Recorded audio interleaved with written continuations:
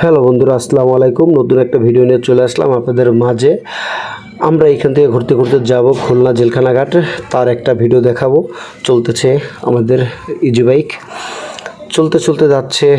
এখানে একটা ফুচকার দোকান ছিল, অনেক ফুচকা চলে, সেই ফুচকার দোকানটা দেখাবো, রাস্তার ভিডিও দেখাবো। তারপরে আরও অনেক ভিডিও দেখানোর চেষ্টা করব আপনাদের মাঝে, যে রাস্তায় ঘুরে ঘুরে যে ইজি বাইকে যাচ্ছি সে একটা ভিডিও দেখাবো। এটা অন্ধকার আলতাপ গলির রাস্তা। তারপরে এইখান থেকে ক্রস করে আমরা বড় মাঠের রাস্তায় এই পাশটা চলে আসি, বড় মাঠটা দেখাবো। কিন্তু বড় মাঠে যেরকম অন্ধকার, লাইট মাইট নাই, তার জন্যই মানে পুরোপুরি দেখা যাচ্ছে না।